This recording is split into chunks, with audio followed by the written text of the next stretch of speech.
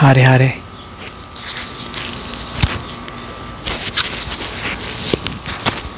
Pakulo lang ako ng tubig dahil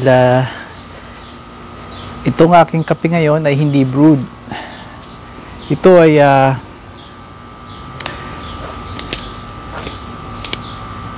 instant coffee kung saan lumaki tayo, mga kaibigan.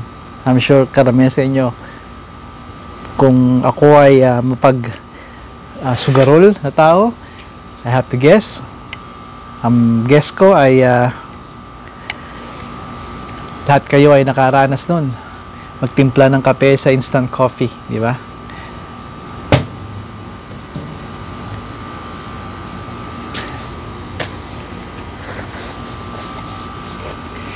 Kaibigan, welcome back.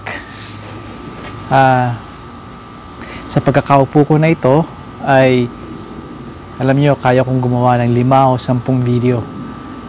Cut 5 video tungkol sa papalapit na fall. Naisip ko yun habang nagtatabas ako ng damo kayo ng umaga.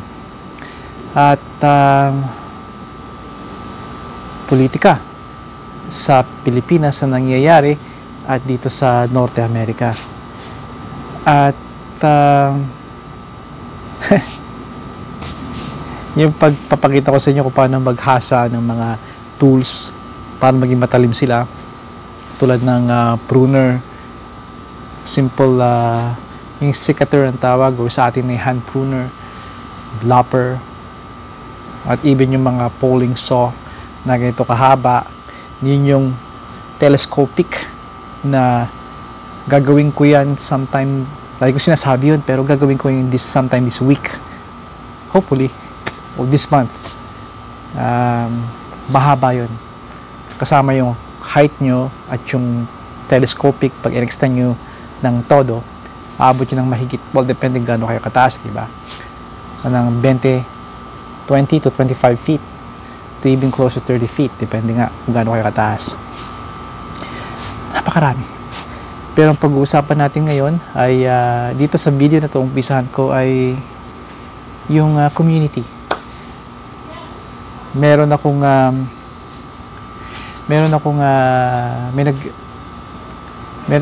sa luma kong sa pinaka main kong account ay hindi ito na kung nasaan kayo at nanonood. Meron akong lumang account talaga na yun talaga ang aking gamit kahit saan. May nagsabi sa akin na old friend, nakasama ko lagi pag magpapasok ako at magla-live siya, nandun ako. Pag mga comments, mga grupo kami ng mga lawn care guys at snow removal. Kasama naman yun na yung leaf cleanup tuwing fall. Sa samahan namin, maliit naming samahan, we don't really have a name sa grupo namin, pero matagal na kami magkakasama na ilang taon na, kaya alam na namin yung mga halos ugali namin at kung paano kami dumiskarte sa paglilinis. Importante yun sa akin, kaibigan, dahil isa yun sa nakikita kong kapakipakinabang dito sa YouTube. Yun yung nagbibigay sila ng ideas, nagbibigay ako ng ideas, at kung meron man kami hindi pagkakaunawaan ay tulad ng isang mga matured na mga adults, talagang tunay na adult, ay pinag-uusapan namin at may pagtatalo pero nauwi lagi sa sibilisado. Isa pa, may iba na nare-realize na mali sila at nagpapasalamat dahil nagkakaroon sila ng dunong. Kaya yun ang kagandahan at yun ang gusto kong ma-achieve sa ating Filipino community dito sa YouTube. Hindi ko alam sa ibang mga social media plataforma dahil wala tulad ng Facebook. Madalas ay binabanggit even sa mga kamag-anak ko na Facebook. Wala akong Facebook, kaibigan. Mahigit 1 dekada na akong wala. Kaya matagal ko iniwan yun dahil sa nakita ko na hindi magandang resulta sa akin. Ako yung tao na kapag hindi ko gusto ng isang bagay o tao, nawawala ako. o hindi ako nasubaybay. Yung komunidad na gusto kong banggitin sa inyo, alam pong kailangan natin mabilis ito, ay itatawag na, I'm sure alam ito ng mga content creator, pero gusto kong yung sinusundan ko kasi na nasa Pilipinas sila ngayon, mag-anak, at yung husband, si Pre, ay nag-enjoy sa kanyang batchoy. The last time na nakita kong yung video niya, I'm very happy na naibalikan niya yung kanyang childhood place, lugar niya, talagang kung saan siya pinanganak sa atin sa bayang Pilipinas, kasama kanyang mga mahal sa buhay, kasama kanyang anak, at balikan muli sa rewind yung mga alaala.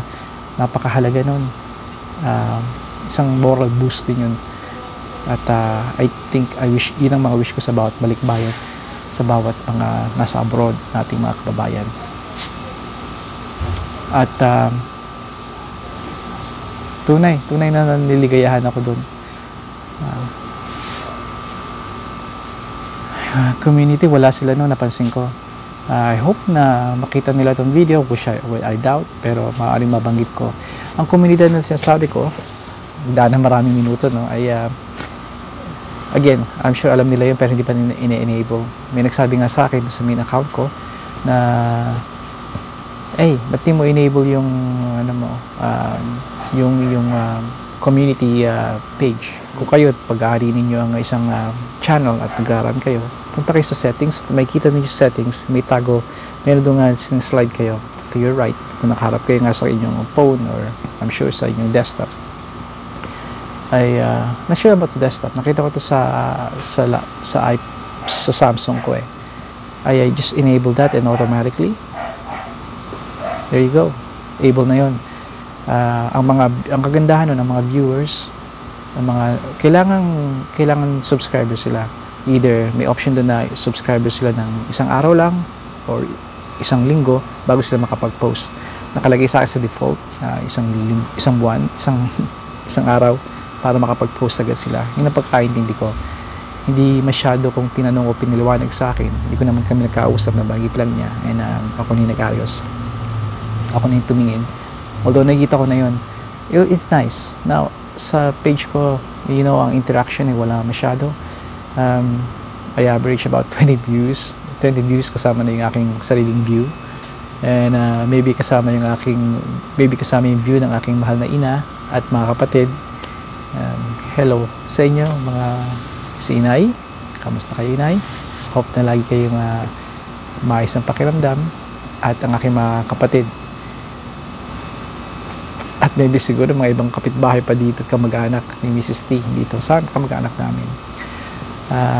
Kaya wala masyado, pero ganun pa man, gusto kong i-share sa inyo yun dahil I think maganda yung nakikita ko sa ibang channel, doon nga sa main page ko, at sa pamamagitan noon ng isang subscriber ay pwede mag-post sa mismong channel ng kanilang sinusubaybayan ng picture ng kanilang sarilang comment pag-umpisa sila.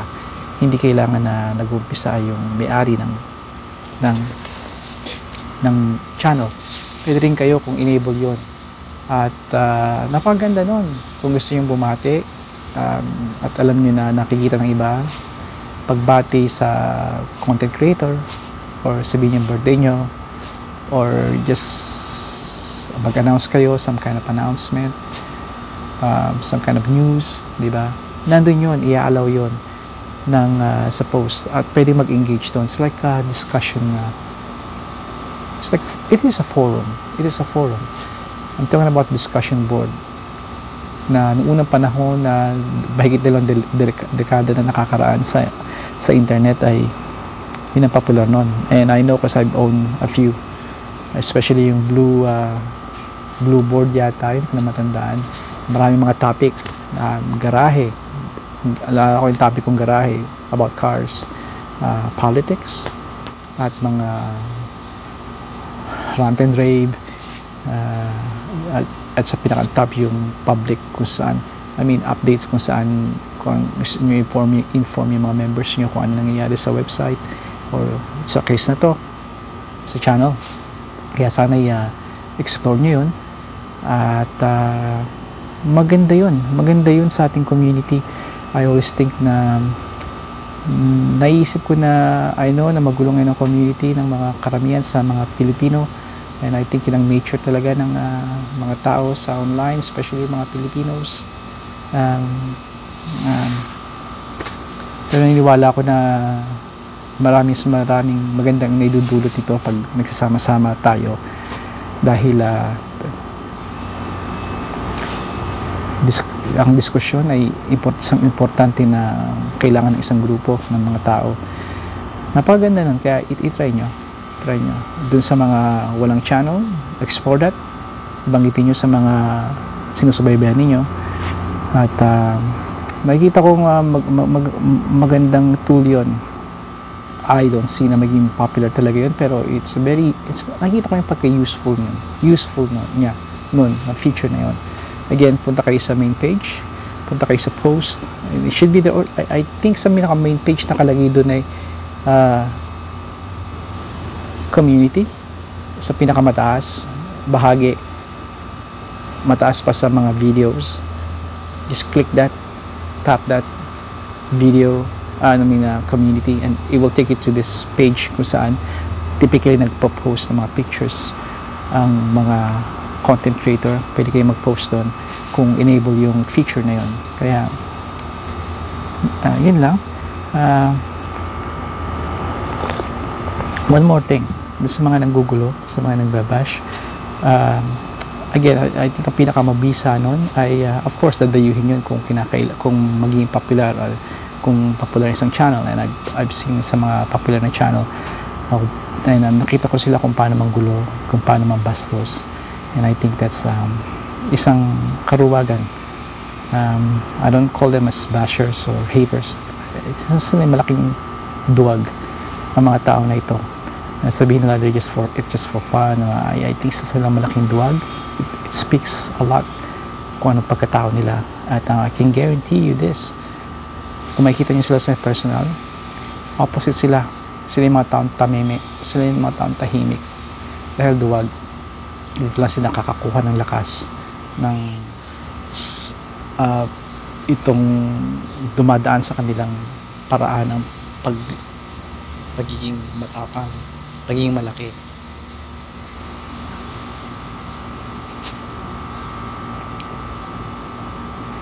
I call it isang malaking karuwagan, mga duwag na tao, and they don't need your attention, they don't need more attention. Kung i-content nyo sila o pag-uusapan, I think ang pinakamabuti na talagang ban. Now, sa mga content creator, alam ko na nanginginabang din sila doon dahil it's an engagement. I understand that. Pero don't be crying and don't be telling yung mga taong nanonood sa inyo na nag-depress kayo or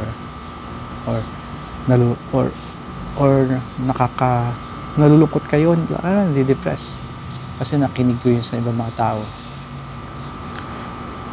Kung ini-enable nyo yun, then part ng problema kayo rin, dahil alam ko na nibini-wish nyo rin yun dahil hindi nyo sila binablock or binaban sa inyong channel. So kung pabalik-balik sila creating account, so what? I mean, naranasan nyo na kung paano gumawa ng isang account, di ba? It takes you minutes kumpara sa a few clicks and they're gone. Ay, sino mananalo doon? You're always gonna be the winner, ano naman na mangyari. Kaya my advice, block them. Kung ayaw nyo i-block kasi engagement, then don't be crying.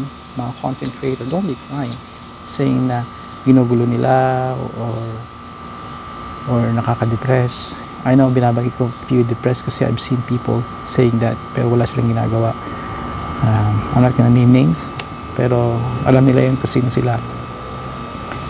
Kung nasisira na nababanas kayo, ang sa amin ang tawag doon hindi banas, na nababarino, nababaltik kayo dahil sa ginagawa nila, simply ban them. That's it. Again, community, explore that. Sa mga content creator, again, let me repeat myself. Sa content creator, explore that and enable that and see kung magandang engagement nga yun. And I'm gonna be using that kahit wala akong audience pa. That's fine. That's fine. At mabuti ring balikan yon at makita ko kung ano yung ginagawa ko. Oh, I can't post anymore. Been crazy, lalong ngayon parating na fall. So, i-update nyo doon. This week is very hectic. Wala muna akong videos or hindi ko magawa. Ito lang ang video ko. Ganun. Update it. And then they can engage. Di ba? They can, they will know. Doon naman sa mga viewers na subscribe, you know what, I feel like saying hello to everybody. So go there sa community, post a picture or post something na as long as it's friendly, di ba? Not exactly friendly, pero as long as within the rules ng community, ng platformang ito na kung saan nandito tayo. Post it and it'll be read, it'll be seen by everybody, diba? Kaya that's all. Hopefully hindi masyadong malaki to at wala masyadong cut. By the way, nakita nyo ba yung ampalaya sa taas? Maliit na ampalaya. Try ko i-capture yun, kaya gusto kong makita nyo yung idea kung napakaganda nitong gazebo namin. At patuloy ko na dadagdagan ito ng ampalaya every summer. Kaya sana'y magustuhan ninyo. At dito, again, unulit ko, hindi tayo magkukwentuhan din.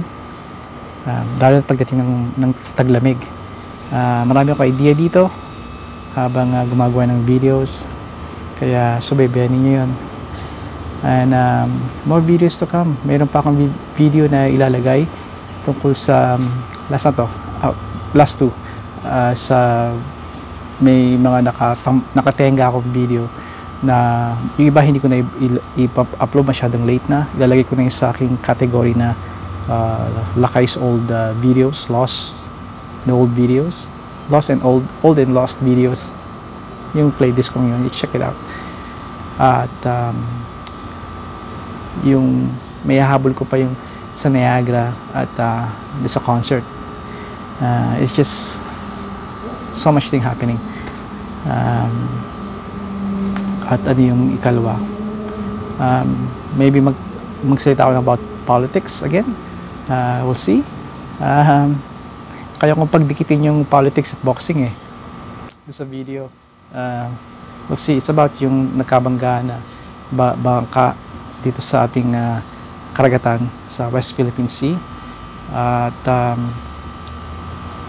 marami akong malakas at marami akong opinion tungkol doon. Gusto kong share sa inyo. Nagawa ko na yung video pero kailangan kong ulitin yan dahil napakahaba. Kaya katulad ito, haba na. Kaya kailangan ko na magpaalam sa inyo, kaibigan. At upload ko siya ngayon. Hanggang sa muli, kaibigan. Padayon.